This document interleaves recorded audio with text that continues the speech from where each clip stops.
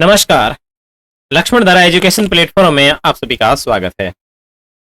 प्यारे साथियों, आज अपन एक नई सीरीज प्रारंभ करेंगे जिसके अंदर एनसीईआरटी कक्षा 12 की राजनीतिक विज्ञान के नोट्स एंड एमसीक्यू देखने वाले हैं। तो क्लास को शुरू करने से पहले एक बार आवाज वगैरह देख लेते हैं, बिल्कुल क्लियर है, कोई प्रॉब्लम नहीं है। प्यारे साथियों, इस वीडियो के माध्यम से अपन कक्षा 12 की जो राजनीतिक विज्ञान की जो पुस्तक है समकालीन विश्व में राजनीति, उसके फर्स्ट चैप्टर की बातचीत करेंगे। अब मैं आपको बता दूं थोड़ा सा इधर साइड में कि आपकी जो कक्षा 12 है, ठीक है, जो आपकी कक्षा 12 है, इस कक्षा 12 के अंदर अपने इतिहास विषय की अपन ने पूरी बातचीत कर ली, ठीक है। उसके बाद में आपने अपने जो भूगोल है, उस भूगोल में अपन मानव भूगोल की पूरी बात कर चुके हैं, जो आपकी पुस्तक है मानव भूगोल की, ठीक है, मानव भूगोल की पूरी बातचीत कर ली। और आज अपन आपकी राजनीति को भी शुरू कर रहे हैं, ठीक है। तो इतिहास के पूरे वीडियो कंप्लीट तरीके से और कंप्लीट नोट्स, उनकी जो लिंक है वो मैं नीचे कमेंट सेक्शन में डाल दूंगा, तो आप वहां से देख लेना, ठीक है। भूगोल यानी मानव भूगोल के जो वीडियो और एमसीक्यू की वीडियो और नोट्स की जो लिंक है वो नीचे मैं कमेंट सेक्शन में डाल दूंगा, तो आप एक बार कमेंट सेक्शन जरूर देख लेना। साथ ही साथ राजनीतिक विज्ञान की आज अपन शुरू करेंगे। और आपके मैं बता दूं, राजनीतिक विज्ञान में दो किताब है, ठीक है। एक तो है समकालीन विश्व में राजनीति, ठीक है, समकालीन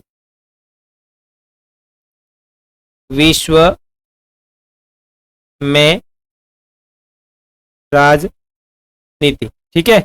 और दूसरी है स्वतंत्र भारत में राजनीति, स्वतंत्र भारत में राजनीति, ठीक है। तो आज अपन जिसकी शुरुआत करेंगे उसका नाम है समकालीन विश्व में राजनीति, फिर अपन इसकी बातचीत करेंगे, ठीक है। तो ये तो हो गया पूरा अपने किताबों का विवरण, ठीक है। अब साथ ही साथ मैं अभी एमसीक्यू की अलग क्लास नहीं लूंगा, एमसीक्यू साथ में चलेंगे। पहले अपन नोट्स देखेंगे, ठीक है, और उसके बाद में अपन देखेंगे एमसीक्यू, यानी इसी के बाद उसी चैप्टर के अंदर एमसीक्यू अपन देखने वाले हैं, ठीक है। तो चलिए आज कर लेते हैं इसकी शुरुआत। अब देखो, ये एनसीईआरटी के नोट्स हैं, आपकी सभी प्रतियोगी परीक्षाओं के अंदर उपयोगी होंगे। राजनीतिक विज्ञान कक्षा 12, व्याख्यात्मक notes with one liner GK नहीं, विद एमसीक्यू, ठीक है ना। और बढ़िया, बहुत अच्छी तरीके से आपको डिजाइन किए हुए, बहुत अच्छे से समझ में आएंगे। आपकी जो पुस्तक है उसका नाम है समकालीन विश्व में राजनीति, ठीक है। और इसके अंतर्गत टोटल 9 चैप्टर हैं। कोरोना काल के अंदर 1-2 चैप्टर हटा दिए थे, वो भी अपन इसके अंदर साथ में देखने वाले हैं। तो टोटल अपने 9 चैप्टर होंगे जिनकी अपन इसमें बातचीत करने वाले हैं। और आज अपना जो पहला पार्ट है उसका नाम है शीत युद्ध का दौर, द कोल्ड वॉर एरिया, ठीक है। तो ये शीत युद्ध का जो दौर है वो अपने यहाँ पे अपने इसमें देखने वाले हैं, ठीक है। तो एक एक चीज बहुत ही अच्छे तरीके से देखेंगे आप, बढ़िया आराम से वीडियो को लैंडस्केप करके, क्वालिटी बढ़ा करके, और आराम से आप इसको समझिए, चीजें बिल्कुल अच्छे से देखेंगे ताकि अपने पूरी माइंड में सेट हो जाए। देखो, अब शीत युद्ध को पढ़ने से पहले अपने को सेकंड वर्ल्ड वॉर पढ़ना होगा, ठीक है ना। दो अपने, देखो आपको मैं बता दूंगा, 2 अपने विश्व युद्ध हुए थे। विश्व युद्ध का मतलब है जिसमें पूरी पृथ्वी जो है, यानी इस पूरी पृथ्वी के ऊपर जितने भी राष्ट्र है वो आपस में ही लड़ रहे थे। तो 2 वर्ल्ड वॉर होते हैं, ठीक है। एक तो होता है पहला वर्ल्ड वॉर और दूसरा होता है सेकंड वर्ल्ड वॉर। तो पहला तो जो होता है वो होता है 14 से 18, यानी 1914 से 1918, और दूसरा जो होता है वो होता है 1939 से 1945 तक। तो 1939 से 45 तक वाला ये जो दूसरा विश्व युद्ध है, ये शीत युद्ध के लिए काफी महत्वपूर्ण है। कैसे महत्वपूर्ण है, आइए शुरू करते हैं। सबसे पहले देखते हैं विश्व युद्ध। ऐसा माना जाता है कि द्वितीय विश्व युद्ध की पृष्ठभूमि पहले विश्व युद्ध के साथ ही बनने लगी थी। पहले विश्व युद्ध में जर्मनी को हराने के बाद वर्साय की संधि पर हस्ताक्षर करने के साथ ही बहुत भारी नुकसान भुगतना पड़ा था। इससे एक बड़े भूभाग को खोना पड़ा था एवं सेना को सीमित कर दिया गया। अब ये जो वर्साय की संधि थी, इसमें वर्साय की संधि से बहुत ही अपमान झेलना पड़ा था, ठीक है, और भारी नुकसान भी भुगतना पड़ा था पहले विश्व युद्ध के अंतर्गत। तो यहां पर इसी कारण इस द्वितीय विश्व युद्ध के बीज जो है इसमें बो दिए गए थे। द्वितीय विश्व युद्ध सितंबर 1939 से लेकर के 1945 तक लड़ा गया। सितंबर 1939 में यह शुरू हो गया था और 1945 में जाके कहीं ये बंद हुआ था। 6 वर्ष तक चलने वाले इस युद्ध में अरबों की संपत्ति का नुकसान हुआ और करोड़ों बेगुनाह लोग मारे गए। इस युद्ध में करीब 70 देशों ने भाग लिया था। और संपूर्ण विश्व दो भागों में बटा हुआ था, जैसे अपन मित्र राष्ट्र और धुरी राष्ट्र के नाम से जानते हैं। यानी ये जो पूरा विश्व है, इस पूरा विश्व युद्ध जो सेकेंड वर्ल्ड वॉर है, इसके अंदर पूरे राष्ट्र लगभग टोटल 70 देश इसमें भाग ले रहे थे। सब लोग अलग अलग धुरियों में बटे हुए थे, दो खेमों में बटे हुए थे। एक खेमा जो था वो था मित्र राष्ट्र, और दूसरी जो खेमा था उसका नाम है धुरी राष्ट्र। तो मित्र राष्ट्र की जो अगुवाई करने वाले वो देश थे, उसमें अमेरिका, सोवियत संघ, ब्रिटेन और फ्रांस, ये जो थे वो आपके थे मित्र राष्ट्र में। ठीक है। धुरी राष्ट्र की बात करें तो जर्मनी, जापान और इटली, ये जो देश थे वो धुरी राष्ट्र के अंदर। नोट: द्वितीय विश्व युद्ध की समाप्ति अमेरिका द्वारा जापान के दो शहर हिरोशिमा और नागासाकी पर परमाणु बम गिराने के साथ में हुआ था। तो आप ध्यान रखें कि द्वितीय विश्व युद्ध जो समाप्त हुआ था वो अमेरिका के द्वारा हिरोशिमा और नागासाकी, दो जापान के शहर है, उनके ऊपर बम गिराने के साथ में हुआ था। थोड़ी बहुत और डिटेल अपन देख लेते हैं, उसके बाद में अपन शीत युद्ध को शुरू करते हैं। तो सबसे पहला कारण देखते हैं कि द्वितीय विश्व युद्ध होने के कारण क्या थे। तो सबसे पहला कारण है जर्मनी के साथ में हुआ दुर्व्यवहार। जो जर्मनी था उसके साथ में दुर्व्यवहार हुआ था वर्साई संधि को लेकर के। देखो, मित्र राष्ट्रों ने पहले विश्व युद्ध में जर्मनी के साथ बुरा व्यवहार किया, जिस वजह से जर्मनी बदला लेने के लिए आतुर था। उसी समय जर्मनी में हिटलर और इटली में मुसोलिनी ने सत्ता पर आकर द्वितीय विश्व युद्ध के बीज बो दिए। तो उधर जर्मनी में हिटलर आया था और इटली में ये मुसोलिनी आया था। इन दोनों ने मिलकर के क्या किए, धीरे धीरे आग लगानी शुरू कर दी द्वितीय विश्व युद्ध के लिए। उसके बाद में दूसरा जो कारण है वो है तानाशाही शक्तियों का जन्म। उस समय सभी देश अपनी अपनी शक्ति को बढ़ाने में लगे थे और तभी हिटलर और मुसोलिनी दोनों कट्टर तानाशाह बनकर उभरे और दोनों ने ही लोकतंत्र को खत्म कर दिया और राष्ट्र संघ ने लीग ऑफ नेशंस यानी के सदस्य बनने से इनकार कर दिया, यानी राष्ट्र संघ के सदस्य बनने से भी इन्होंने इनकार कर दिया। तो ये मतलब एक प्रकार से तानाशाही शक्ति का प्रदर्शन करने लगे। उसके बाद में तीसरा जो बिंदु है वो है विश्व मंदी का असर। और 1930 के अंदर वैश्विक आर्थिक मंदी ने भी पूरी दुनिया की अर्थव्यवस्था को हिला कर रख लिया था। तो ये प्रमुख तीन जो बातें हैं ये द्वितीय विश्व युद्ध का कारण बनती है। आगे बात करें द्वितीय विश्व युद्ध का आगाज यानी द्वितीय युद्ध शुरू कब हुआ, तो 1 सितंबर 1939 को जर्मनी ने पोलैंड पर आक्रमण करके उस पर अधिकार कर लिया। अब जर्मनी क्या करती है, पोलैंड के ऊपर आक्रमण करती है। कब, 1 जनवरी 1939 को। तो अपनी डेट भी यही है कि 39 में शुरू होता है। तो सॉरी 1 सितंबर 1939 को क्या हुआ, 39 को हुआ यह था कि ये जो जर्मनी है, इस जर्मनी ने पोलैंड के ऊपर आक्रमण किया और पोलैंड के ऊपर आक्रमण करके उसके ऊपर कब्जा कर लिया, अधिकार कर लिया, और यहीं से आपके द्वितीय विश्व युद्ध का आगाज होता है।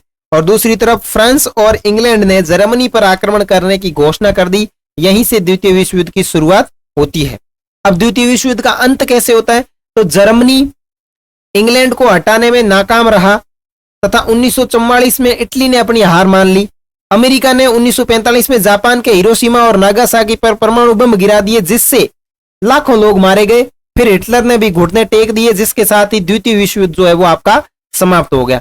तो ये तीन आप बातें समझ लेना। लेकिन इसमें जो मुख्य रूप से बात ये रही कि जो अमेरिका वाला 1945 में जो बम गिराया गया जापान और हिरोशिमा के नागासाकी शहर पर, उसकी वजह से ये द्वितीय युद्ध करीब करीब समाप्त होने की स्थिति में आ गया था। अब परमाणु बम और अमेरिका ने 1945 में जापान के दो शहर हिरोशिमा और नागासाकी के ऊपर परमाणु बम गिराए।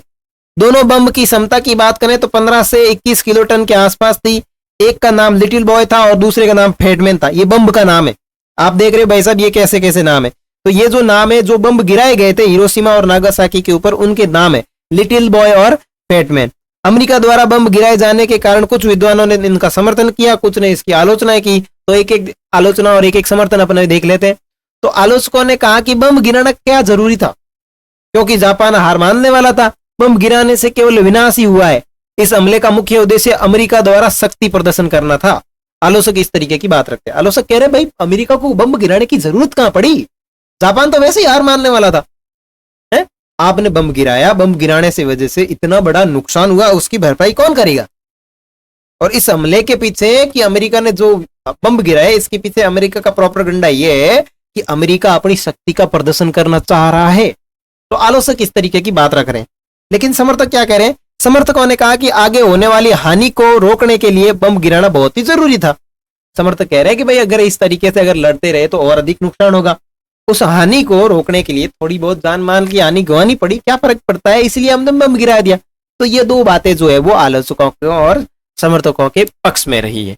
आगे बात करते हैं द्वितीय विश्व युद्ध के परिणाम। अब द्वितीय विश्व युद्ध के परिणाम क्या रहे हैं कि जन व धन की अत्यधिक हानि हुई, अमेरिका एवं सोवियत संघ शक्ति के रूप में उदय हुआ, संयुक्त राष्ट्र संघ की स्थापना हुई, साम्यवादी प्रवृत्ति में वृद्धि हुई, शीत युद्ध का आरंभ हुआ, उपनिवेशवाद का पतन हुआ, यूरोप की राजनीतिक मानचित्र में परिवर्तन हुआ, सारी चीजें बदल गई। ठीक है, साथ ही साथ बात करें कि अमेरिकी सैनिकों ने 23 फरवरी 1945 में आईवे जीमा जापान की लड़ाई में अपना झंडा फहराया और समाजवादी सोवियत गणराज्य के सैनिकों ने मई 1945 में राइक्सटैग बिल्डिंग यानी बर्लिन जर्मनी पर अपना झंडा फहराते हैं। तो ये दो चीजें भी आपको इसमें याद रखनी है। आगे निष्कर्ष निकालें पूरा ओवरऑल तो क्या सिस्टम बैठता है कि द्वितीय विश्व युद्ध ने भयंकर तबाही मचाई थी, जिससे आज भी जापान, जिससे मतलब आज भी अपन जापान में देख सकते हैं, जापान में गिरे परमाणु बम के निशान मिटे नहीं है। इस युद्ध ने यह तो तय कर दिया कि देशों के बीच समय समय पर बातचीत होना बहुत ही जरूरी है। इस युद्ध में कई सारे नए आविष्कार हुए जैसे जेट इंजन, रडार आदि, और इसकी सबसे बड़ी उपलब्धि संयुक्त राष्ट्र संघ की स्थापना जो आज भी कार्य कर रहा है। तो ये इतनी सारी चीजें जो देखी अपने द्वितीय विश्व युद्ध से संबंधित थी। तो करीब करीब अपने को यह समझ में आ गया है कि द्वितीय विश्व युद्ध की समाप्ति के बाद ही आपका जो शीत विश्व युद्ध है वो आरंभ होता है, यानी शुरू होता है। तो चलो अपन शीत युद्ध को करते हैं आरंभ। अब आपको डेट दिख रही होगी कि जो शीत युद्ध है वो आपके 1945 से लेकर के 1991 तक चला था। इतना लंबा युद्ध। तो एक एक चीज बड़ी आराम से देखेंगे। चलो थोड़ा जल ग्रहण कर लेते हैं।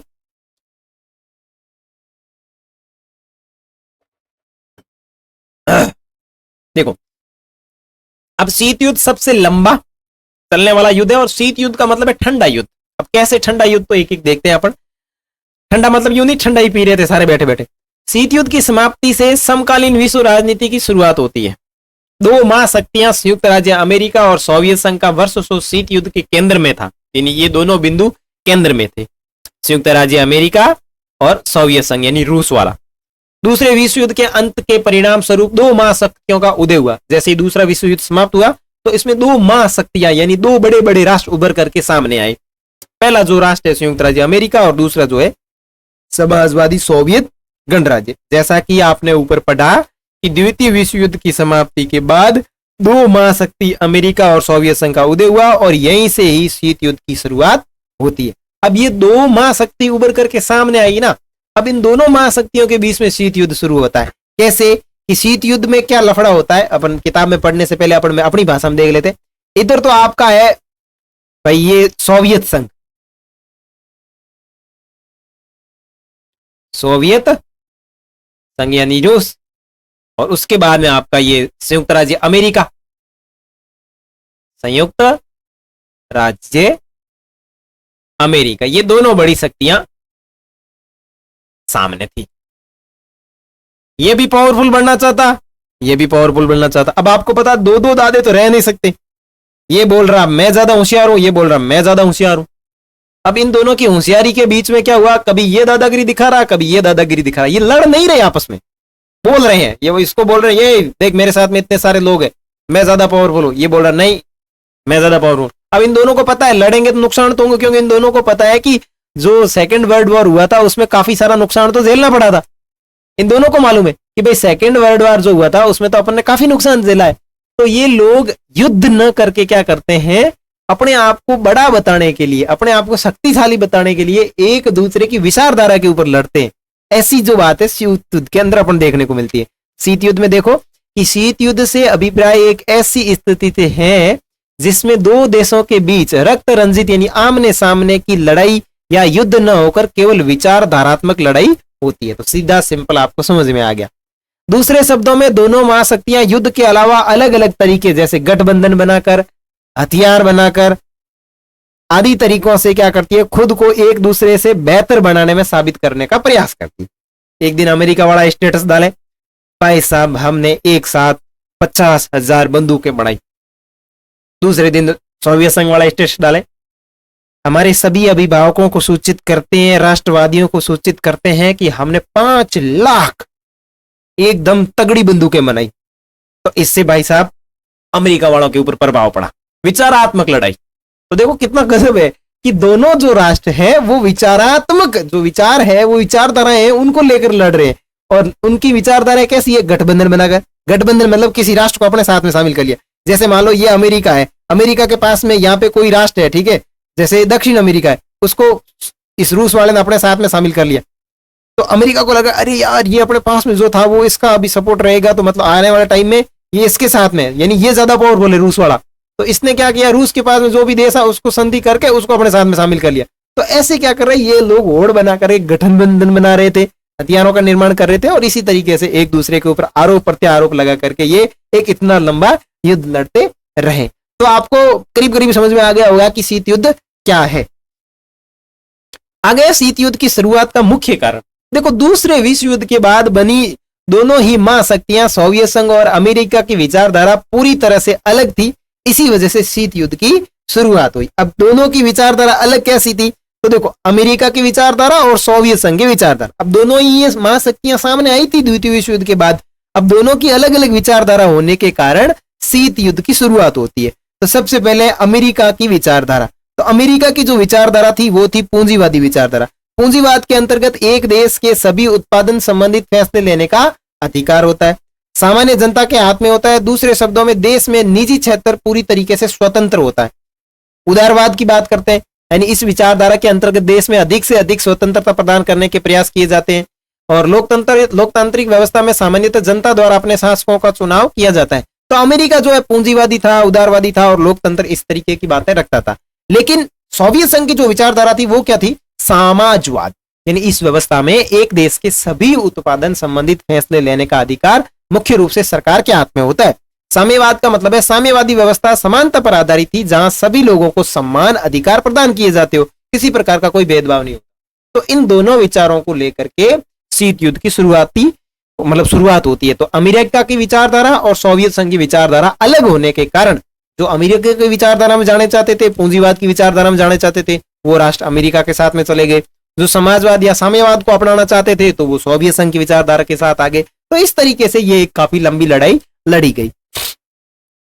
अब शीत युद्ध विश्व युद्ध जो शीत युद्ध है वो तृतीय विश्व युद्ध में क्यों नहीं बदला? ये भी एक बहुत बड़ा कारण है कि भाई साहब आगे 2 विश्व युद्ध तो हो चुके हैं, लेकिन ऐसे क्या कारण रहे हैं कि जिसकी वजह से जो आपका ये जो शीत युद्ध है ये तृतीय विश्व युद्ध में क्यों नहीं बदला?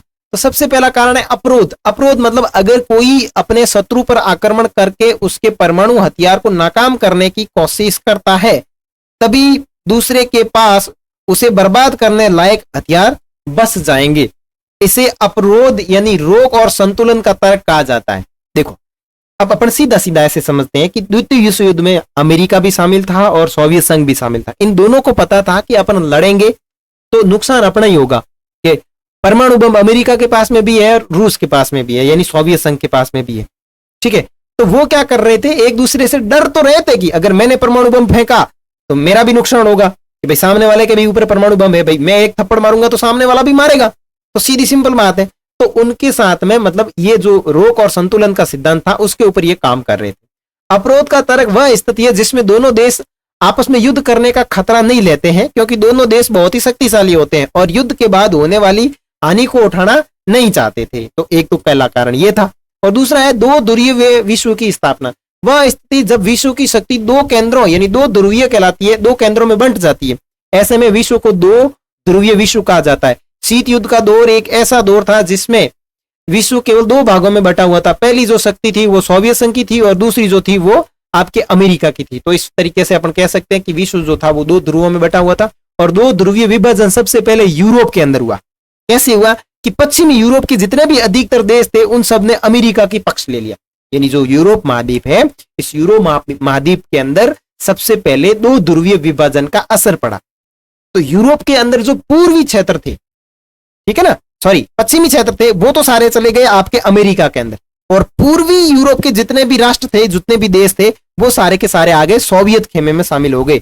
और ये खेमे पश्चिमी और पूर्वी गठबंधन भी कहलाते हैं। तो आपको ये बात भी काफी इंपॉर्टेंट तरीके से याद रखनी है कि कैसे, कि ये जो आपके यूरोप वाला क्षेत्र है, इस यूरोप में सबसे पहले दो ध्रुवीय विभाजन का असर पड़ा। दो ध्रुवीय विभाजन मतलब संयुक्त राज्य अमेरिका और सोवियत संघ, इसका असर पड़ा और यूरोप में दो ध्रुवीय विभाजन हुआ। यूरोप के अंदर, पश्चिमी यूरोप में जितने भी जो राष्ट्र थे, ठीक है ना, पश्चिमी यूरोप के जितने भी देश थे, जैसे कि यहां पे ये लिखा हुआ है कि पहले नंबर पे बात करें, जो पश्चिमी यूरोप के जितने भी देश थे, पश्चिमी यूरोप के जितने भी जो राष्ट्र थे, वो आपके चले गए अमेरिका में, ठीक है, संयुक्त राज्य अमेरिका के खेमे में गए, यानी पूंजीवादी क्षेत्र की तरफ चले गए। और जो पूर्वी यूरोप के क्षेत्र थे, इसके क्षेत्र पूर्वी यूरोप, यानी पूर्वी यूरोप के जो लोग थे, पूर्वी यूरोप के जो राष्ट्र थे, वो सारे के सारे किसमें शामिल हो गए? सोवियत संघ में, सोवियत संघ में शामिल हो गए। तो ये बात आपको विशेष रूप से ध्यान रखनी है कि जो दो ध्रुवीय विभाजन है वो सबसे पहले यूरोप के अंदर हुआ था। चले आगे। अगर चैनल के ऊपर नए हैं तो सब्सक्राइब जरूर कर लीजिएगा, क्योंकि मेरी जो कोशिश रहती है वो चीजों को सही तरीके से, एक क्रमबद्ध तरीके से आपको देना। क्योंकि YouTube के अंदर बहुत सारी चीजें पढ़ी है, गूगल पर भी बहुत सारी चीजें पढ़ी है, लेकिन एक स्टूडेंट को क्रमानुसार चीजें नहीं मिलती है, ठीक है। तो अपनी कोशिश ये रहती है कि प्लेलिस्ट के अंदर सारी चीजें क्रमानुसार मिले, उनकी PDF और सारे MCQ वगैरह बिल्कुल सही तरीके से मिले। अब बात करेंगे सैन्य संधि संगठन। अब ये शीत युद्ध चल रहा था, तो इस बीच में बहुत सारे सैन्य संधि संगठन भी हुए, ठीक है ना, ठीक है ना। तो सैन्य संधि संगठन हुए, तो सबसे पहले अमेरिका के सैन्य संधि संगठन देख लें। तो अमेरिका ने नाटो की स्थापना करी, ठीक है ना, उत्तर अटलांटिक संधि संगठन। नाटो की स्थापना कब करी? 4 अप्रैल 1949, ठीक है, नॉर्थ अटलांटिक ट्रेडी ऑर्गेनाइजेशन, ठीक है। तो ये जो आपका नाटो है, इस नाटो की स्थापना उत्तर अटलांटिक संधि संगठन के नाम से जाना जाता है, जिसकी स्थापना 4 अप्रैल 1949 को की गई। उत्तर अटलांटिक संधि संगठन, नाटो की स्थापना, जिसमें 12 देश शामिल हुए थे। इसका उद्देश्य क्या था? एक दूसरे की अपन मदद करेंगे, सभी सदस्य मिलजुल कर रहेंगे, और एक पर हमला होगा तो अपन सब अपने ऊपर हमला मानेंगे और उसका मिलजुल करके मुकाबला करेंगे। तो ये नाटो का प्रमुख रूप से काम था। तो डेट आपको याद रखनी है, 4 अप्रैल 1949। कितने देश शामिल थे? 12 देश शामिल थे, ठीक है। इसको हिंदी में उत्तर अटलांटिक संगठन कहते हैं, ठीक है। और उद्देश्य क्या था? एक दूसरे की मदद करेंगे और सभी सदस्य मिलजुल कर काम करेंगे। और साथ ही साथ इसने कहा कि एक के ऊपर हमला होता है, जैसे मान लो इसके अंदर ये 12 देश शामिल है इस तरीके से, और इसके ऊपर किसी एक के ऊपर हमला, मान लो इसके ऊपर हमला हुआ है, तो इसके ऊपर हमला होगा तो ये सारे क्या कहेंगे? 3 पीछे वाले कहेंगे कि अपने ऊपर भी ये हमला हुआ है, तो अपन क्या करेंगे? सब मिलकर के इसका मुकाबला करेंगे। आगे है सेटो, यानी दक्षिण पूर्वी एशियाई संधि संगठन, South East Asian treaty organisation. स्थापना 1954 के अंदर। साम्यवादियों की विस्तारवादी नीतियों से दक्षिण पूर्वी एशियाई देशों की रक्षा करना इसका मुख्य उद्देश्य था। और उसके बाद में है सेंटो। ये डेट देखो, नाटो, सेटो, सेंटो, देखो कितने मजेदार नाम है, आपको याद रखने। नाटो 4 अप्रैल 1949, सेंटो 1954 और सेंटो, सेटो, सेंटो, ठीक है ना। उसके बाद में सेंट्रल टेरिटरी ऑर्गेनाइजेशन, यानी केंद्रीय संदेशों के जो संदेश हैं उनका संधि संगठन है। ये सोवियत संघ के मध्य पूर्व, सोवियत संघ को मध्य पूर्व से दूर रखना और साम्यवाद के प्रभाव को रोकना इसका प्रमुख उद्देश्य था। और उसके बाद में बात करें सोवियत संघ की तरफ से जो सैन्य प्रयास किया गया वो था वारसा संधि 1955 के अंदर। उद्देश्य क्या था? इसका उद्देश्य था नाटो में शामिल देशों का मुकाबला करना। और इसी प्रकार के पूर्वी गठबंधन को वारसा संधि के नाम से जाना गया। और इसकी शुरुआत, इसकी जो अगुवाई है वो सोवियत संघ ने की थी और इसकी स्थापना 1955 में हुई थी। और इसका मुख्य काम था नाटो में शामिल हुए देशों का यूरोप के अंदर मुकाबला करना। तो ये जो है वारसा संधि, ये तो सोवियत संघ से संबंधित थी, सैन्य प्रयास था। और बाकी के ये जो जितने ऊपर देखे अपन ने, नाटो देखा, ये आपका सेटो देखा और ये आपका सेंटो देखा, ये जो ऊपर 3 दिए गए हैं ये थे अमेरिका के, ठीक है। तो इस तरीके से ये आपको याद रखने हैं।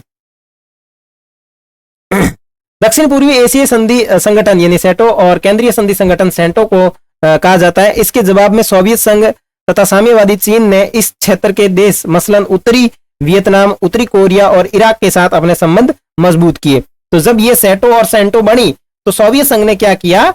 ये उत्तरी वियतनाम, उत्तरी कोरिया और इराक वाले जो राष्ट्र थे इनके साथ ने अपने संबंध मजबूत करके अपने खेमे में शामिल करने की कोशिश की। अब देखते हैं कि महाशक्तियों को छोटे देशों के साथ में गठबंधन करना क्यों जरूरी बना।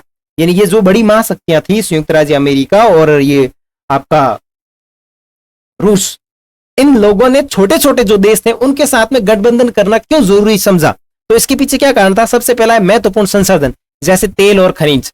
उसके बाद में भू क्षेत्र, ताकि यहां से महाशक्ति अपने हथियार और सेना का संचालन कर सके। तीसरा है सैनिक ठिकाने, यानी जहां से महाशक्ति एक दूसरे के ऊपर नजर रख सके और जासूसी कर सके। और चौथा है आर्थिक मदद, जिससे गठबंधन में शामिल हुए बहुत छोटे छोटे देश सैन्य खर्च वहन करने में मददगार साबित हो सके। तो पहली बात, ये जो कारण थे ये तो महाशक्ति के लिए थे कि उन्होंने छोटे देशों से गठबंधन क्यों की और क्यों उनको लाभ हुआ, मतलब क्या लाभ हुआ। अब बात करें छोटे देश थे वो महाशक्तियों से गठबंधन करके उनमें शामिल क्यों होना चाहते थे। सबसे पहला सुरक्षा का वायदा, यानी जिस भी संगठन में शामिल होंगे, चाहे अमेरिका में शामिल हुए चाहे रूस में शामिल हुए, जिसके भी साथ शामिल होंगे वो क्या करेंगे, सुरक्षा का वादा देंगे, सैनिक सहायता मिलेगी, हथियार सपोर्ट मिलेगा और आर्थिक मदद मिलेगी। तो तीनों ये चारों कारण है ये थे कि भाई जो छोटे देश थे वो गठबंधन में शामिल होंगे तो उनको क्या मिलेगा। और ऊपर जो कारण दिए हुए कि भाई महाशक्ति है अगर किसी छोटे देश से गठबंधन करेगी तो उससे क्या मिलेगा। तो ये आप चारों कारण आराम से अपने हिसाब से माइंड में सेट कर लेना, ठीक है। अब बात करेंगे कि शीत युद्ध के दायरे। शीत युद्ध के दायरे का मतलब क्या है कि शीत युद्ध के दायरे से अपना अभिप्राय यह है कि ऐसी स्थिति जिनमें ऐसा लगता है कि दोनों महाशक्तियों के बीच में युद्ध हो जाएगा परंतु युद्ध हुआ नहीं। ऐसे युद्ध हो लेकिन युद्ध हुआ नहीं। तो ऐसा एक कारण है क्यूबा मिसाइल संकट, जो शीत युद्ध का सबसे केंद्र बिंदु माना जाता है, क्यूबा मिसाइल संकट। तो क्यूबा मिसाइल संकट को लेकर के क्या क्या चीजें थी तो एक एक करके आराम से देखते हैं। जैसे कि मैप में आपको दिख रहा है कि ये जो क्षेत्र है ये क्यूबा का है और ये यूनाइटेड स्टेट है यानी संयुक्त राष्ट्र संघ है, और इधर आपका रूस आ जाएगा यानी सोवियत संघ आ जाएगा, और ये आपके बीच में पड़ता है क्यूबा। 1961 की अप्रैल में सोवियत संघ के नेताओं को यह चिंता सता रही थी कि अमेरिका साम्यवादियों द्वारा शासित क्यूबा पर आक्रमण कर देगा। यानी ये जो है साम्यवादी क्षेत्र था यानी रूस वाले इलाके का। और 1961 में सोवियत संघ को ऐसी टेंशन हो रही थी कि भाई साहब अमेरिका जो है वो साम्यवादी शासित क्यूबा पर आक्रमण कर देगा और इस देश के राष्ट्रपति फिदेल कास्त्रो का है वो तख्ता पलट हो जाएगा। तो पहली बात निकल करके क्या आती है कि क्यूबा का राष्ट्रपति कौन है, फिदेल कास्त्रो। और 1961 में ये लगा संयुक्त राष्ट्र मतलब सोवियत संघ को कि संयुक्त राष्ट्र संघ जो है, जो अमेरिका जो है वो इसके ऊपर आक्रमण कर देगा। क्यूबा अमेरिका के तट से लगा हुआ एक छोटा सा द्वीपीय देश है, जैसे कि आपको मैप के अंदर दिख। क्यूबा का जुड़ाव सोवियत संघ से था और सोवियत संघ उसे कूटनीतिक तथा वित्तीय सहायता प्रदान करता था। अब सोवियत संघ से जुड़ा हुआ था, सोवियत संघ इसे काफी सहायता भी देता था, कूटनीतिक, राजनीतिक, वित्तीय सहायता सारी की सारी। सोवियत संघ के नेता निकिता खुसरोव ने क्यूबा को रूस के सैनिक अड्डे के रूप में बदलने का फैसला किया। सोवियत संघ के जो नेता थे निकिता खुसरेव, सोवियत संघ के नेता कौन है, निकिता खुसरेव, ये क्या कर रहे हैं कि क्यूबा को रूस का एक सैनिक अड्डा बनाने का फैसला करते हैं। आराम से आपको कुछ चीजें बिल्कुल अच्छी तरीके से याद रखनी है। सबसे पहली डेट क्या, 1961 के अंदर सोवियत संघ को ऐसा लगा कि भाई साहब हमारा जो क्यूबा है उसके ऊपर कौन है, अमेरिका आक्रमण करके वहां के राष्ट्रपति फिदेल कास्त्रो का कहीं तख्ता पलट नहीं कर दे, ऐसा डर उनको सताने का लगा। अब वो क्यूबा जो है वो आपका द्वीपीय छोटा सा देश है और अमेरिका से लगता है। और अब इसमें सोवियत संघ इतना सपोर्ट क्यों कर रहा है, क्योंकि सोवियत संघ से ये जुड़ा हुआ था, सैनिक सहायता भी मिलती थी इससे और वित्तीय सहायता भी मिलती थी। और इस बीच में सोवियत संघ के एक नेता जिनका नाम है निकिता खुसरेव, ये कह रहे हैं कि अपन क्या करें, ये जो क्यूबा है इसको रूस का सैनिक अड्डे के रूप में बदल देते। अब आपको पता है सैनिक अड्डे के रूप में बदलेंगे तो यहाँ पे बहुत सारे हथियार भी लाएंगे, तो अमेरिका की टेंशन बढ़ जाएगी। तो 1962 के अंदर खुसरेव ने क्यूबा में परमाणु मिसाइलें तैनात कर दी।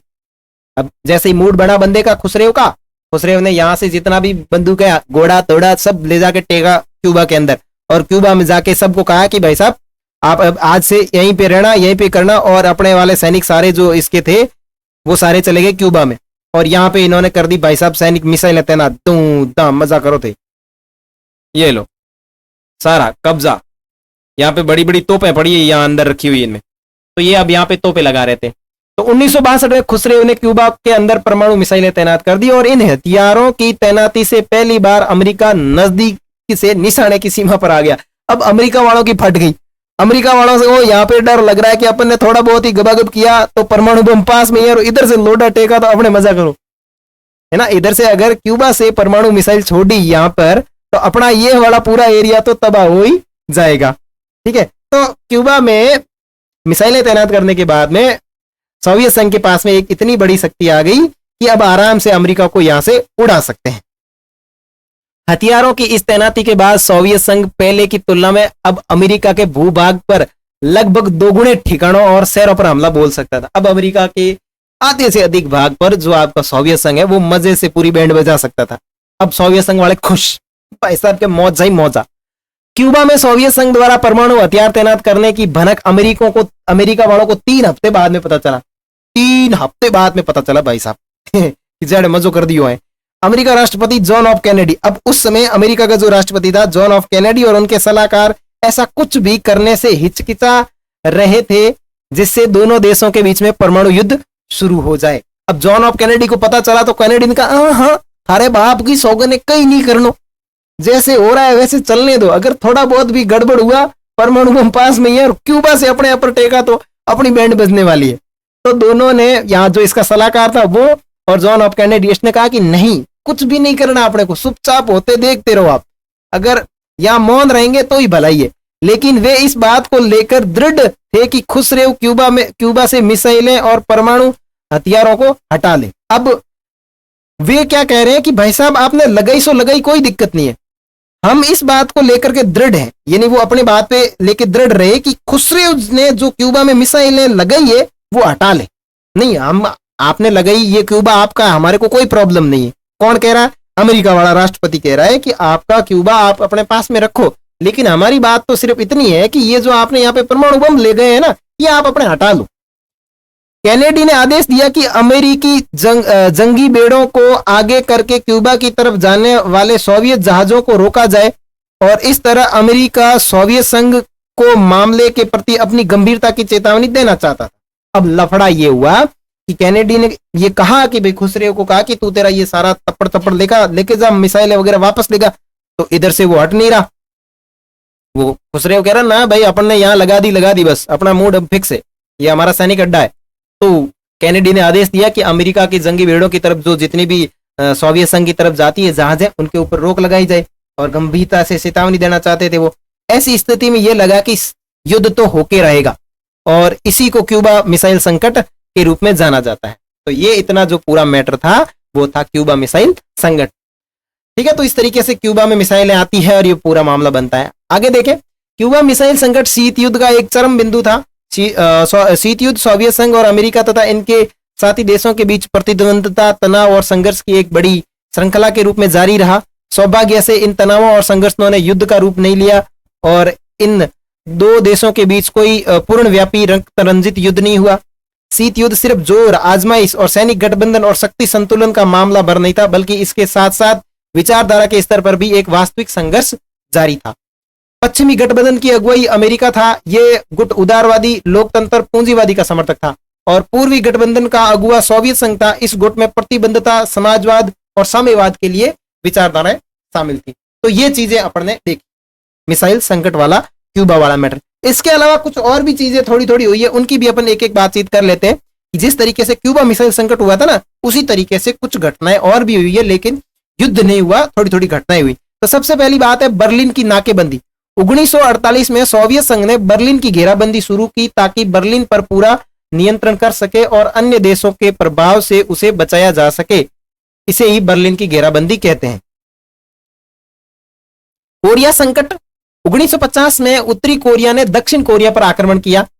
एक तरफ जहां उत्तरी कोरिया का समर्थन सोवियत संघ कर रहा था, दूसरी तरफ दक्षिण कोरिया का समर्थन अमेरिका कर रहा था। तो इस तरीके से प्रत्यक्ष रूप से दोनों महाशक्तियां युद्ध कर रही थी। उसके बाद में देखें वियतनाम में अमेरिका का हस्तक्षेप।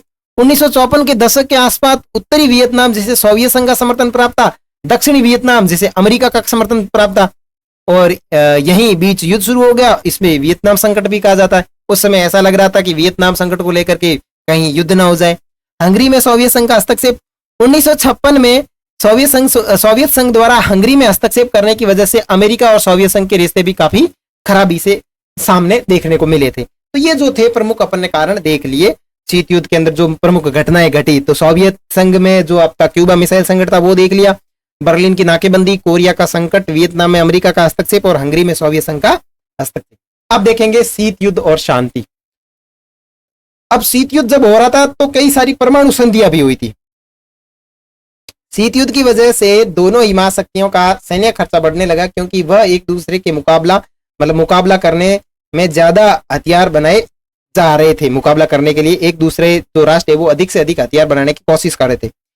इसी वजह से दोनों महाशक्तियों ने तय किया कि वह आपस में समझौता करेंगे और इन महाशक्तियों के उत्पादन पर रोक लगाएंगे।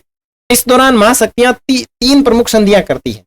यानी शीत युद्ध जब चल रहा था तो दोनों शक्तियों के अंदर, यानी जो दो केंद्रीय जो आपके राष्ट्र है, संयुक्त राज्य अमेरिका और सोवियत संघ, ये बहुत ही बड़ी मात्रा में हथियार बना रहे थे। तो इन लोगों में कहीं ना कहीं ये भावना जागृत हुई कि भाई साहब इस तरीके से अपना हथियार बना रहे जा रहे हैं, आखिर करेंगे क्या। तो इन्होंने कुछ 3 संधियां की। तो सबसे पहली संधि है SALT, ठीक है, परमाणु अस्त्र परमिशन वार्ताएं। यानी इन वार्ताओं के द्वारा अमेरिका और सोवियत संघ ने हथियारों के उत्पादन पर रोक लगाने के प्रयास किए और दोनों ने आपस में कुछ विशेष हथियारों को लेकर समझौते किए और यह फैसला किया कि इनके उत्पादन में या तो रोक लगाएंगे या फिर इनको सीमित कर देंगे।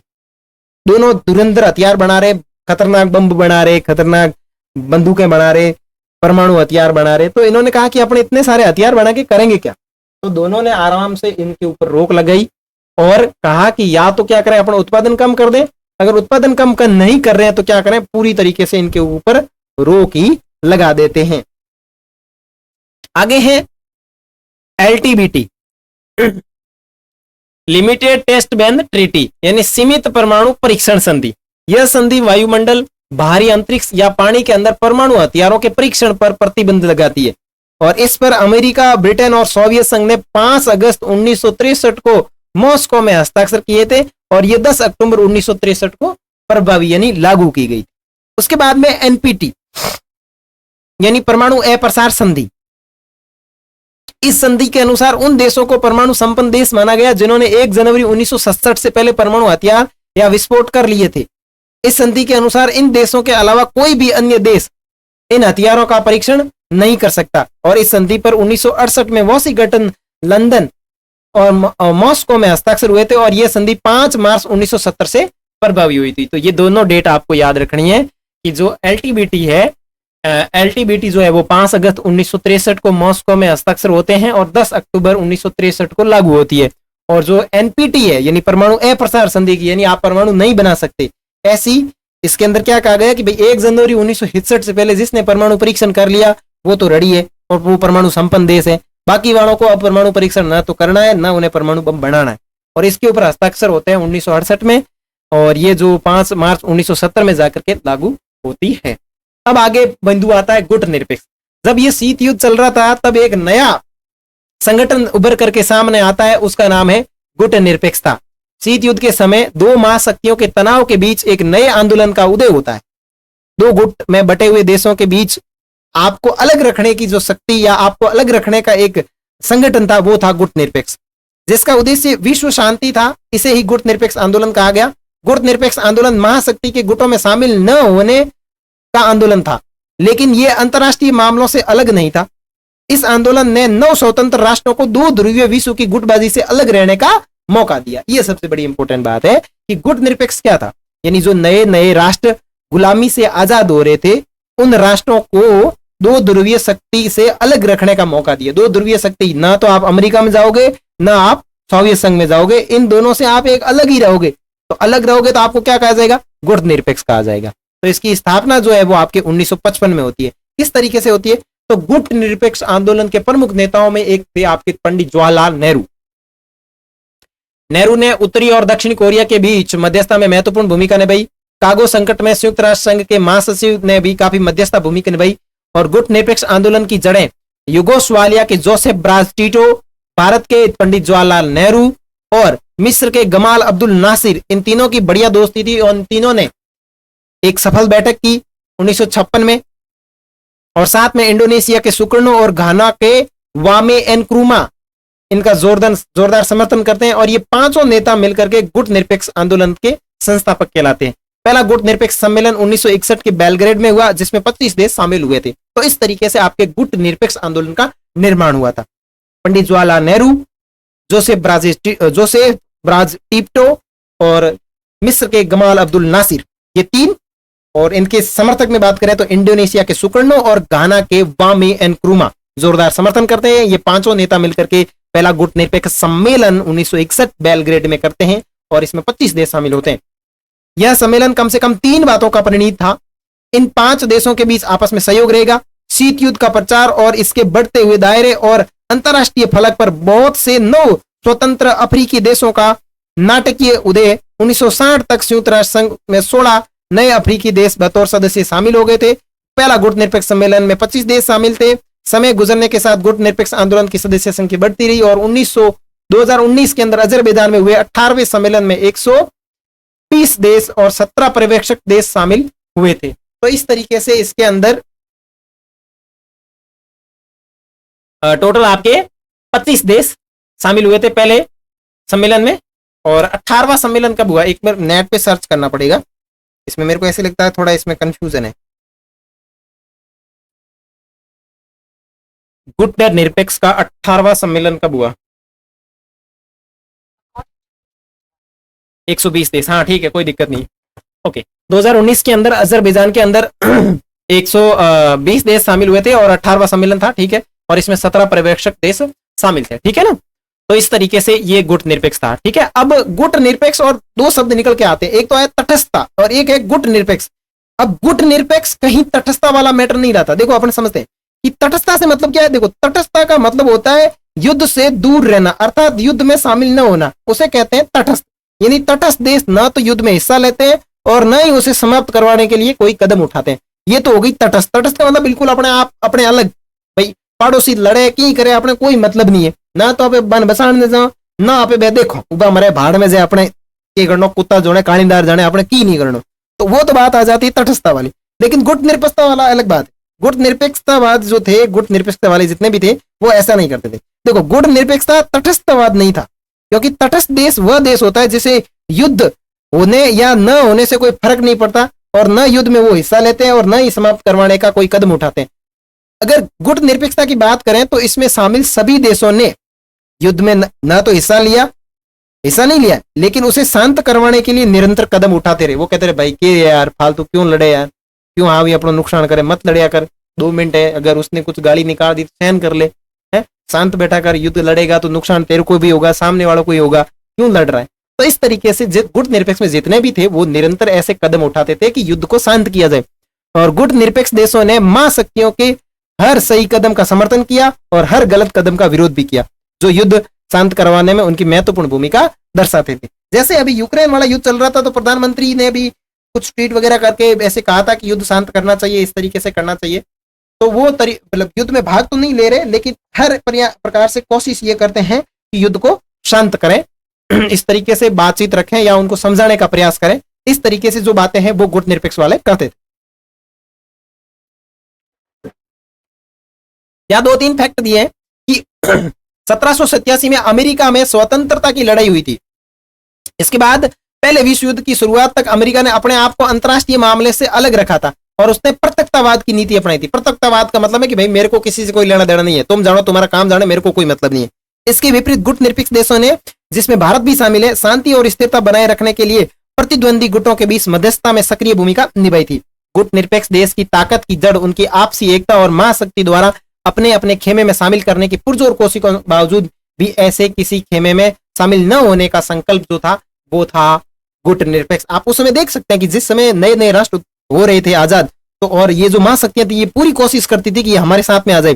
जब अपन आजाद हुए थे तब अमेरिका और सोवियत संघ ने पूरी कोशिश की थी कि ये हमारे किसी साथ में आ जाए और हमारा सपोर्ट करें, तो हमें भी काफी संसाधन मिल जाएंगे, हमारे को काफी सपोर्ट मिल जाएगा, सैन्य सुविधा भी मिल जाएगी। लेकिन इन लोगों ने इन शक्तियों का सपोर्ट न करते हुए एक अपना अलग खेमा बनाया जिससे कहा था गुट निरपेक्ष। ठीक है, अब आगे बात करेंगे भारत और शीत युद्ध। जब शीत युद्ध चल रहा था उस समय भारत की क्या स्थिति थी और भारत शीत युद्ध को लेकर के क्या बातचीत कर रहा था। तो देखो, गुट निरपेक्ष आंदोलन के नेता के रूप में शीत युद्ध के दौर में भारत ने 2 स्तरों पर अपनी भूमिका निभाई। एक स्तर पर भारत ने सजग और सचेत रूप से अपने को दोनों महाशक्तियों की खेमेबंदी से अलग रखा। दूसरे, भारत ने उपनिवेशों के चुगल से मुक्त हुए 9 स्वतंत्र देशों के महाशक्तियों के खेमे में जाने का पुरजोर विरोध किया और भारत की नीति न तो नकारात्मक थी और न ही निष्क्रियात्मक। नेहरू ने विश्व को याद दिलाया कि गुट निरपेक्ष कोई पलायन की नीति नहीं है। देखो, जब शीत युद्ध चल रहा था तब भारत ने 2 महत्वपूर्ण भूमिका निभाई। पहली, न तो भारत किसी खेमे में शामिल हुआ दोनों शक्तियों में से, और दूसरा, जो नए नए देश आजाद हो रहे थे उनको किसी भी महाशक्ति में जाने नहीं दिया और उनको एक अलग संगठन में शामिल किया जिसका नाम था गुट निरपेक्ष। ठीक है, और नेहरू ने कहा कि गुट निरपेक्षता कोई पलायन की नीति नहीं है। अब गुट निरपेक्ष नीति ने कम से कम 2 स्तर पर भारत के प्रत्यक्ष रूप से हित साधन किया। कैसे? कि पहली बात तो यह कि गुट निरपेक्ष के कारण भारत एक ऐसे अंतर्राष्ट्रीय फैसले और पक्ष ले सका जिससे उसका हित साधा होता था, न कि महाशक्तियों का सपोर्ट। दूसरे, भारत हमेशा इस स्थिति में रहा है कि एक महाशक्ति उसके खिलाफ हो जाए तो दूसरी महाशक्ति के करीब आने की कोशिश करने लगता है। भारत ने अपन जब इसकी विदेश नीतियों की बात करेंगे जब भी, तो इसमें अपन बढ़िया मस्त तरीके से देखेंगे। तो भारत हमेशा ऐसी स्थिति में रहा है, मान लो ये रूस है यानी सोवियत संघ है और ये है अमेरिका। अब यहाँ भारत है, कभी कभार भारत को लगता है कि भाई रूस वाला मामला गड़बड़ नहीं बैठ रहा है, अपने को थोड़ा परेशान कर रहा है, तो वो ज्यादा नजदीकी दिखाता था अमेरिका वाले से, यानी स्टेटस पे अमेरिका वाले के ज्यादा फोटो डालते था। तो रूस वाले को लगता था अरे यार मामला गड़बड़ है, अगर भारत ने अमेरिका का सपोर्ट कर दिया तो यार अपन काफी नुकसान झेल लेंगे। और जैसे ही अमेरिका वाले से थोड़ी बहुत अनबन होती थी तो रूस वाले के फोटो स्टेटस, आज भाई साहब के घर पे खाना खाते हुए इस तरीके से। ठीक है ना, तो दूसरी महाशक्ति के करीब आने की कोशिश करने लगा। अगर भारत को महसूस हो कि दोनों की महाशक्तियों में से कोई उनकी अनदेखी कर रहा है या अनुचित दबाव डाल रहा है तो वो दूसरी महाशक्ति की तरफ अपना रुख बदल कर मतलब रुख कर लेता था। दोनों गुटों में से कोई भी भारत को लेकर ना तो बेफिक्र हो सकता था और ना ही दांत जमा सकता था। ये बात सबसे मजेदार लगती है कि दोनों में से ऐसे नहीं लगता था कि ये भारत जो है वो मेरा है, और न ऐसा लगता था कि इसको ऊपर धौंक जमाए। जैसे ही लगता है धौंक जमाने की कोशिश करे, बंदा यहाँ से बोरिया बिस्तर लेके दे रूस वाले के पास, रूस वाले के फोटो घर पे गार्डन में घूमते हुए ये, तो उनको लगता था वैसा मामला गड़बड़ है। आगे देखते, भारत की गुट निरपेक्ष नीति की कई कारणों से आलोचना भी की है। तो देखो, आलोचकों का एक तर्क यह है कि भारत की गुट निरपेक्ष नीति जो है सिद्धांतहीन है। कहा जाता है कि भारत अपने राष्ट्रीय हितों को साधने के नाम पर अक्सर महत्वपूर्ण अंतर्राष्ट्रीय मामलों पर कोई सुनिश्चित पक्ष लेने से बचता रहा है। आलोचकों का दूसरा तर्क यह है कि भारत के व्यवहार में स्थिरता नहीं रही है, कई बार भारत की स्थिति विरोधाभासी रही है। कहा कि भाई साहब भारत किसके सपोर्ट में किसी को कोई पता ही नहीं है। तो आलोचक कहते हैं कि इसका व्यवहार कोई स्थिर नहीं है। महाशक्ति के खेमे में शामिल होने पर दूसरे देशों की आलोचना करने वाले भारत ने स्वयं को 1971 के अगस्त में सोवियत संघ के साथ अपनी आपसी मित्रता पर संधि कर ली थी, क्योंकि 1971 में जो बांग्लादेश को आजाद कराने वाला युद्ध हुआ था ना, तो उसके अंदर अपन ने रूस के साथ में संधि करके सैनिक सहायता ली थी। और विदेशी पर्यवेक्षकों ने इससे भारत का सोवियत संघ के खेमे में शामिल होना माना। भारत की सरकार का दृष्टिकोण यह था कि बांग्लादेश संकट के समय उसे राजनीतिक और सैनिक सहायता की जरूरत थी और यह संधि उसे संयुक्त राज्य अमेरिका सहित अन्य देशों से अच्छे संबंध बनाने से नहीं रोकती थी। ठीक है ना, तो ये इस तरीके से आलोचकों ने कहा कि भाई भारत का कोई स्थायी रवैया रह ही ना है। और बाद में कहा गया कि खुद गुट निरपेक्ष बताने वाला जो भारत है वो 1971 में जाकर के सोवियत संघ से हाथ मिला लेता है और सैनिक सहायता प्राप्त कर लेता है। तो उन्होंने कहा कि इस तरीके से भारत के बारे में उन्होंने आलोचनाएं की है। अब आगे बात करते हैं नव अंतरराष्ट्रीय आर्थिक व्यवस्था। शीत युद्ध के दौरान बनी तीसरी दुनिया यानी गुट निरपेक्षता में शामिल लगभग सभी वह देश जो अभी भी आजाद हुए हैं और गरीब व अल्प विकसित थे, उस समय उनके सामने मौजूद सबसे बड़ी चुनौती आर्थिक विकास करना था और देश को गरीबी के जाल से बाहर निकालना था। इसी कारण तीसरी दुनिया के देशों ने अंतरराष्ट्रीय स्तर पर आवाज उठाई और मांग की कि उन्हें भी विकास करने का समान अवसर मिले। और इसी मांग को देखते हुए 1972 में संयुक्त राष्ट्र संघ के व्यापार और विकास से संबंधित सम्मेलन united national conference on trade and development में towards a new trade policy for development शीर्ष से एक रिपोर्ट प्रस्तुत की गई और इस रिपोर्ट में विश्व व्यापार प्रणाली में सुधार का प्रस्ताव किया गया। और इस रिपोर्ट में कहा गया कि सुधारों से अल्प विकसित देशों को अपने उन प्राकृतिक संसाधनों पर नियंत्रण प्राप्त करना होगा जिनका दोहन पश्चिमी विकसित देशों करते हैं। अल्प विकसित देशों की पहुंच पश्चिमी देशों के बाजार तक होगी, वे अपना सामान बेच सकेंगे और इस तरह गरीब देशों के लिए यह व्यापार फायदेमंद होगा। और पश्चिम देशों से मंगाई जा रही प्रौद्योगिकी लागत को कम करना होगा और अल्प विकसित देश अंतरराष्ट्रीय आर्थिक संसाधनों में महत्वपूर्ण भूमिका बढ़ेगी। तो इस तरीके से ये यूनाइटेड जो नेशन है उसने एक रिपोर्ट जारी की और कहा कि अपन सब दो देश जो है मिलजुल करके काम करेंगे। अब आगे अपन ये चैप्टर तो कंप्लीट हो गया और ये चीजें आप इसमें देख सकते हैं कि जोसेफ ब्राज टिटो युगोस्लाविया के शासक थे, दूसरे विश्व युद्ध में जर्मनी के खिलाफ लड़ रहे थे, सोवियत संघ से दूसरी बनाई और युगोस्लाविया में एकता का कायम किया। जवाहरलाल नेहरू की बात करें तो ये आप सब देख सकते हैं। मैं स्क्रीन पे 2 मिनट के लिए इनको रख लेता हूं तो आप देख लेना।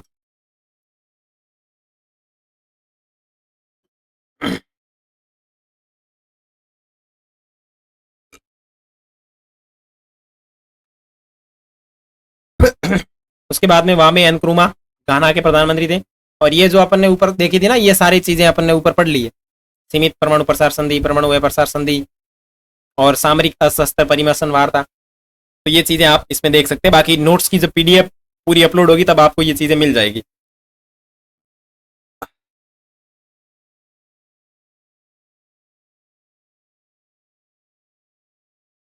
उसके बाद में शीत युद्ध घटनाक्रम, तो ये डेट्स मैंने इसके अंदर मेंशन की हुई है, तो आप लोगों को जो पीडीएफ मिलेगी तब देख लेना। 1947 साम्यवाद को रोकने के बारे में अमेरिकी राष्ट्रपति ट्रूमैन का सिद्धांत है, मार्शल प्लान है, ये सारी डेट्स जो है वो आपको मिल जाएगी। तो इसमें इतना समझाने वाला कोई है नहीं, तो आप अपने स्तर पर देख लेना। ये जो पीडीएफ है इस एक चैप्टर की तो मैं मेरे टेलीग्राम चैनल में डाल दूंगा, तो नीचे टेलीग्राम चैनल का लिंक दे दूंगा, तो आप उसको ज्वाइन कर लेना, ताकि ये एक पीडीएफ तो आपको आराम से उसमें मिल जाएगी। ठीक है, अगर आपको ये डेट वगैरह लिखनी है तो आप वीडियो को रोक करके लिख सकते हैं। आगे मैं एमसीक्यू की बात करूंगा। ठीक है, अब एक एक करके अपने एमसीक्यू देख लेते हैं। इधर और इधर दोनों को साथ में लेके चलें या एक एक कैसे करके चलें, जैसे भी ये देख लेते हैं एक बार। देखो, प्रथम विश्व युद्ध का समय क्या रहा था? 1914 से 1918। दूसरा विश्व युद्ध कब लड़ा गया था? 1939 से 1945 के बीच में। ठीक है, और 6 अगस्त 1945 को अमेरिका ने जापान के किस शहर पर परमाणु बम गिराए थे? तो हिरोशिमा के ऊपर गिराए थे। ठीक है, जापान का वह दूसरा शहर जिस पर अमेरिका ने 9 अगस्त को परमाणु बम गिराए थे, तो वो कौन सा था? नागासाकी। पहले इस तरफ देख लेते हैं, बाकी उस तरफ देखेंगे। ठीक है ना, नागासाकी के ऊपर गिराए थे। ठीक है, दूसरे विश्व युद्ध में किसकी जीत हुई थी? तो दूसरे विश्व युद्ध के अंदर आपके मित्र राष्ट्र की जीत हुई थी। शीत युद्ध का आरंभ कब हुआ? तो दूसरे विश्व युद्ध के बाद में आरंभ हुआ था। ठीक है, सैनिक युद्ध से संबंध है, कौन है भाई? शीत युद्ध से संबंधित कौन है? सैनिक प्रतिस्पर्धा है, राजनीतिक अविश्वास है, वैचारिक द्वेष, ये सारे के सारे हैं। तो उपयुक्त सभी। शीत युद्ध का समय क्या है? शीत युद्ध का समय 1945 से लेकर 1991 तक। बिल्कुल सही है। शीत युद्ध का परिणाम निम्नलिखित में से एक है। तो शीत युद्ध का परिणाम क्या है? शीत युद्ध का परिणाम है 2 ध्रुवीय व्यवस्था की शुरुआत, यानी संयुक्त राज्य अमेरिका और सोवियत संघ। शीत युद्ध का प्रमुख कारण क्या था? तो शीत युद्ध के प्रमुख कारण 2 महाशक्तियों का उदय और विभिन्न विचारधाराओं का उदय, 2 महाशक्तियों के बीच में वैचारिक मतभेद। तो ऐसे करके ये आपका ऑप्शन डी। ठीक है, मार्शल योजना का संबंध किससे है? तो पश्चिम यूरोप को आर्थिक सहायता देने से जो है वो मार्शल योजना है। ठीक है, उत्तर अटलांटिक संधि कब हुई? नाटो तो 1949 को हुई थी। सीटो यानी ये कब हुई थी? तो ये हुई थी 1954 के अंदर। सेंटो की बात करें तो 1955 के अंदर। निम्नलिखित में से किस संगठन का संबंध अमेरिका से नहीं है? तो वार्सा पैक्ट। वार्सा पैक्ट का संबंध अमेरिका से नहीं है, ये आपके सोवियत संघ से संबंधित है। ठीक है, आगे है वार्सा संधि कब हुई? तो अपन ने नोट्स के अंदर अभी देखा था 1955 के अंदर हुई थी। बाडुंग सम्मेलन कब हुआ? तो ये 1955 के अंदर हुआ था। बर्लिन की दीवार का मामला आपके 1961 में शुरू हुआ था। और गुट निरपेक्ष आंदोलन का जन्मदाता किसे कहा जाता है? पंडित जवाहरलाल नेहरू, कर्नल नासिर और जोसेफ ब्राज टिटो। ठीक है ना, तो ये आपके उपयुक्त सभी। गुट निरपेक्ष का अर्थ क्या है? दोनों महाशक्तियों के गुटों से दूरी बना करके रखना। भारत द्वारा गुट निरपेक्षता की नीति को अपनाने का मुख्य कारण क्या था? शांति का समर्थन, दोनों गुटों से सहायता और स्वतंत्र विदेश नीति। तो ये आपका डी इसमें राइट हो जाएगा। गुट निरपेक्षता की विशेषता, एक स्वतंत्र विदेश नीति, सैनिक संगठनों का विरोध, साम्राज्यवादी उपनिवेशवाद, रंग भेद एवं जातिवाद का विरोध, ये सारे की सारी बातें इसमें शामिल है। गुट परमाणु अप्रसार संधि कब हुई? तो 1 जुलाई 1968 को। वर्ष 1961 में गुट निरपेक्ष देश का शिखर सम्मेलन कहां होता है? 1961 में होता है बेलग्रेड में, जिसमें 25 देश शामिल होते हैं। ठीक है, शीत युद्ध के दौरान किन देशों में अपार जानमाल की हानि हुई? तो अफगानिस्तान, वियतनाम, कोरिया, इन सब में हुई थी। पूर्व जर्मनी तथा पश्चिमी जर्मनी के मध्य बर्लिन की दीवार को कब गिराया गया? तो 1989 को गिराया गया था। शीत युद्ध की समाप्ति कब हुई? तो 1991 के अंदर शीत युद्ध की समाप्ति होती है। शीत युद्ध के दौरान दोनों महाशक्तियों के बीच कौन सा महाद्वीप अखाड़े के रूप में सामने आया था? यूरोप, जिसमें पश्चिम वाले किधर गए थे और पूर्व वाले किधर गए थे, जो अपन ने बात की थी। ठीक है, क्यूबा मिसाइल संकट कब हुआ था? 1962 के अंदर क्यूबा मिसाइल संकट हुआ था। भारत सोवियत संघ की मित्रता कब हुई थी? 1971 के अंदर होती है। रूस में साम्यवादी क्रांति कब होती है? तो रूस में साम्यवादी क्रांति 1917 के अंदर होती है। पूर्व एवं पश्चिम जर्मनी का एकीकरण कब हुआ है? तो पूर्व और पश्चिम जर्मनी का एकीकरण 1990 होता है, और एकीकरण के साथ ही सोवियत संघ टूट जाता है और इसके साथ शीत युद्ध समाप्त हो जाता है। वार्सा संधि औपचारिक रूप से समाप्त कब होती है? तो ये 1991 के अंदर होती है। वर्तमान में गुट निरपेक्ष संगठन के देशों की संख्या लगभग कितनी है? तो 120 के आसपास। सोवियत संघ का पूर्ण रूप से विघटन कब होता है? तो पूर्ण रूप से विघटन होता है 1991 के अंदर। नई अंतरराष्ट्रीय आर्थिक व्यवस्था की शुरुआत किस दशक से होती है? तो 1970 के दशक से होती है। शीत युद्ध का अंत कब हुआ? तो शीत युद्ध का अंत होता है आपके 1991 के अंदर। क्यूबा मिसाइल संकट किस वर्ष होता है? तो आपके ये होता है 1962 के अंदर। ठीक है। शीत युद्ध के संबंध में निम्नलिखित कथनों पर विचार कीजिए और कौन सा सही है नहीं है। तो संयुक्त राज्य अमेरिका और सोवियत संघ युद्ध में सम्मिलित थे, ऐसी बात नहीं है। युद्ध में सम्मिलित युद्ध नहीं हुआ था, वो विचारधारा में लड़ाई लड़ रहे थे। ठीक है। निम्नलिखित में कौन सोवियत संघ के विखंडन का परिणाम नहीं है? सोवियत संघ के विखंडन का परिणाम ये नहीं है, CIS का जन्म नहीं है। बाकी वाले जो पॉइंट है वो सारे के सारे सोवियत संघ के विखंडन का परिणाम है। पूर्व बनाम पश्चिम का संबंध किससे आशय है? तो ये शीत युद्ध से संबंधित है। और तनाव शैथिल्य का दौर कब शुरू होता है? तो ये आपके 1962 मिसाइल संकट के बाद में शुरू होता है। हॉटलाइन का समझौता कब हुआ? तो ये हॉटलाइन का जो समझौता है वो आपके 1963 के अंदर होता है। सोवियत संघ ने कौन सा सैनिक गुट बनाया था? तो सोवियत संघ ने आपका सैनिक गुट जो बनाया था उसका नाम था वार्सा संधि। इस गुट निरपेक्ष सम्मेलन में नई अंतरराष्ट्रीय आर्थिक व्यवस्था स्थापित करने का प्रस्ताव पास किया गया।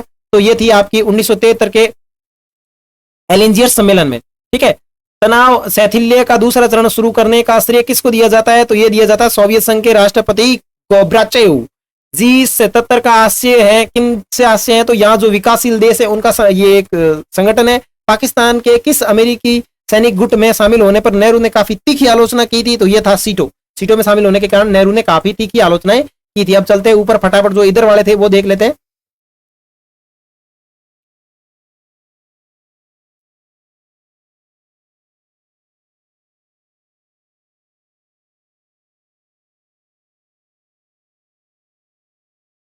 ओके। संयुक्त राष्ट्र संघ का व्यापार व विकास सम्मेलन कब स्थापित हुआ? तो 1964 में हुआ था। किस देश ने सबसे पहले समाजवादी राष्ट्र को छोड़ा था? तो समाजवादी राष्ट्र को छोड़ने वाला है वो युगोस्लाविया है। किस देश ने नाटो में अमेरिका का नेतृत्व का विरोध किया था? तो ब्रिटेन और फ्रांस, इन दोनों ने विरोध किया था। शीत युद्ध के लिए उत्तरदायी कारण नहीं है। शीत युद्ध के लिए उत्तरदायी कारण है वार्सा संधि, ये जो उत्तरदायी कारण नहीं है। बाकी जो कारण है वो दिए हुए सब इसके कारण है। सन 1953 में अमेरिकी राष्ट्रपति कौन था? तो आइज़नहोवर ये था। राष्ट्रपति रीगन ने किसको दुष्ट साम्राज्य कहा? ये सोवियत संघ को कहा था। निम्नलिखित कथनों पर विचार कीजिए और कौन सा कथन सत्य है, इसकी बात करनी है। तो सबसे पहले ये सत्य है कि गोब्राचेव ने ग्लासनोस्ट और प्रश्नोएटा का विचार किया था। निम्नलिखित में से कौन सा कथन सत्य है? तो कौन सा कथन सत्य है? डी। ये सारे के सारे कथन जो है वो सारे के सारे सत्य कथ्य है। आप आराम से पढ़ लेना इनको। गुट निरपेक्ष देश का शिखर सम्मेलन नई दिल्ली में कब आयोजित किया गया? नई दिल्ली में कब आयोजित किया गया? तो यह किया गया था 1983 में। परमाणु अप्रसार संधि पर किस देश ने हस्ताक्षर नहीं किए? तो भारत ने नहीं किए थे। सोवियत संघ व्यवस्था के निर्माताओं ने निम्नलिखित में से किसको महत्व नहीं दिया? तो निजी संपत्ति के ऊपर महत्व नहीं दिया। सोवियत संघ वाले निजी संपत्ति यानी पूंजीवाद का सपोर्ट नहीं करते थे। वार्सा संधि किस देश का सैनिक गुट है भाई? वार्सा संधि सोवियत संघ का है। 1962 में क्यूबा मिसाइल संकट के दौरान संयुक्त राज्य अमेरिका के राष्ट्रपति कौन थे? John F Kennedy. शीत युद्ध का मतलब शीत युद्ध इंगित करता है किससे? यूएसए तथा यूएसएसआर के बीच के तनाव की टकराव की स्थिति थी, उसे करता है। यूएसए मतलब संयुक्त राज्य अमेरिका, यूएसएसआर मतलब सोवियत संघ गणराज्य। निम्नलिखित कथनों पर विचार कीजिए। सत्ता एवं प्रभाव के टकराव के अलावा शीत युद्ध में वास्तविक वैचारिक संघर्ष भी शामिल था। यस। पश्चिमी गठबंधन उदार लोकतंत्र एवं पूंजीवाद की विचारधारा का प्रतिनिधित्व करता था, जबकि पूर्व गठबंधन समाजवाद एवं साम्यवादी विचारधारा का करता था। यस। तो सी इसमें बात सही है। द्वितीय विश्व युद्ध में निम्नलिखित में से कौन सा देश मित्र देश की सेना का भाग था? तो 1 और 2, फ्रांस और ब्रिटेन। निम्नलिखित पर विचार करें और कौन सा जो है वो कथन सही नहीं है। तो ये जो आपके दोनों कथन दिए हुए ये दोनों गलत है कि संयुक्त राज्य अमेरिका द्वारा जापानी शहरों पर 2 परमाणु बम गिराने के साथ ही शीत युद्ध समाप्त हुआ। नहीं, द्वितीय विश्व युद्ध समाप्त हुआ था। जापान पर परमाणु बम गिराने के अमेरिकी निर्णय की सबसे बड़ी आलोचना यह थी कि यह यूएसए के लिए इतना महंगा पड़ा कि इसने अमेरिका की अर्थव्यवस्था पर तबाह कर दिया। नहीं, वो तो जापान की अर्थव्यवस्था गड़बड़ हुई थी। तो दोनों गलत है। ठीक है। निम्नलिखित कथनों पर विचार कीजिए। उत्तर अटलांटिक संधि संगठन की स्थापना द्वितीय विश्व युद्ध के अंत से ठीक पहले हुई थी और यह घोषित किया गया कि यूरोप व उत्तरी अमेरिका में किसी एक पर होने वाले सशस्त्र हमले को उन सभी पर हमला माना जाएगा। यस, नाटो में बिल्कुल ये सही बात कही थी, तो ये सही है। 1955 में वार्सा संधि के साथ जुड़ा था। यूएसए ने पूर्वी गठबंधन का नेतृत्व किया था। ठीक है। निम्नलिखित कथनों पर विचार कीजिए। तो चलो विचार करो। शीत युद्ध के दौर में महाशक्तियों के बीच संघर्ष का मुख्य क्षेत्र एशिया प्रांत था? नहीं, यूरोप था। महाशक्तियों ने अपनी सैन्य शक्ति का उपयोग कभी भी देश को अपने गठबंधन में ले जाने के लिए नहीं किया था। तो ये बिल्कुल दोनों ही सही नहीं है भाई। संयुक्त राज्य अमेरिका एवं संयुक्त राज्य अमेरिका से जुड़े हुए क्या है? तो ये सारे के सारे सैनिक जो प्रयास थे वो सब इससे ही जुड़े हुए हैं, तो उपयुक्त सभी। शीत युद्ध काल में निम्नलिखित में से किस देश का यूएसएसआर के साथ में घनिष्ठ संबंध था? तो उत्तर वियतनाम, उत्तर कोरिया और इराक, या इनका यूएसएसआर से घनिष्ठ संबंध था भाई। सोवियत संघ, ये आपका सोवियत संघ था इससे, तो ये डी हो जाएगा इसमें। निम्नलिखित पर विचार करें। पहला गुट निरपेक्ष सम्मेलन 1961 बेलग्रेड में आयोजित किया गया। बढ़ते शीत युद्ध के तनाव एवं इसके व्यापक क्षेत्र गुट निरपेक्ष के सदस्य में महत्वपूर्ण भूमिका और चिंताएं थी। यस, तो इसमें सी राइट हो जाएगा।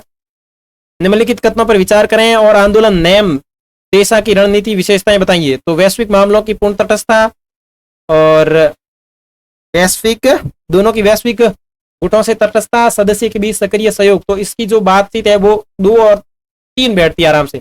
तटस्थता की तो कोई बात आती नहीं है, गुट निरपेक्ष तटस्थता को लेकर कोई सवाल उठाता ही नहीं है। निम्नलिखित में से किस संगठन ने विकास के लिए एक नई व्यापार नीति की और एक रिपोर्ट प्रस्तुत की थी? तो ये आपके व्यापार एवं विकास संयुक्त राष्ट्र सम्मेलन ने की थी।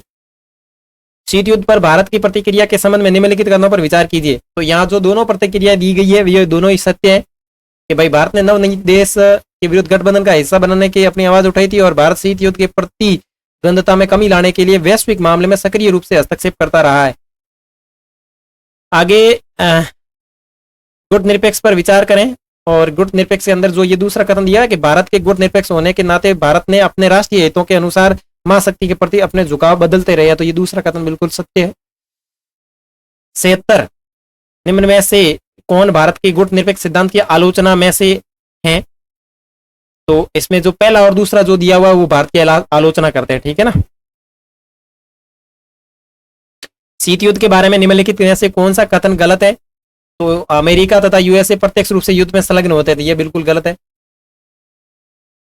और इसमें बात करें ये जो थी, ये सारी की सारी जो चीजें थी वो आपके सही, सभी सही है कि निम्नलिखित में से कौन 1963 में लिमिटेड ट्रेड ब्रांड ट्रेटी यानी एलटीबीटी पर हस्ताक्षर करते हैं? तो संयुक्त राज्य अमेरिका और ये सब सारे के सारे इसमें हस्ताक्षर करते हैं। सामरिक आयुध कटौती पर निम्नलिखित में से किन 2 देशों द्वारा हस्ताक्षर किए गए? तो यूएसए और रूस के द्वारा हस्ताक्षर किए गए। तो इसी के साथ आपकी ये चैप्टर जो है पहला कंप्लीट होता है। नेक्स्ट अपन मिलेंगे आपके चैप्टर संख्या 2 में, उसी में भी अपन इस तरीके से नोट्स की बातचीत करेंगे और साथ ही साथ अपन उनसे देखेंगे आपके इंपोर्टेंट जो एमसीक्यू प्रश्न होंगे वो भी देखेंगे। तो मिलेंगे दूसरे चैप्टर में, तब तक के लिए बाय बाय। चैनल के ऊपर नया है तो सब्सक्राइब कर लेना, साथ ही साथ नोट्स के लिए आप टेलीग्राम चैनल ज्वाइन कर लेना। इसकी पीडीएफ मैं वहां डालूंगा तो आप आराम से इसको डाउनलोड कर लेना।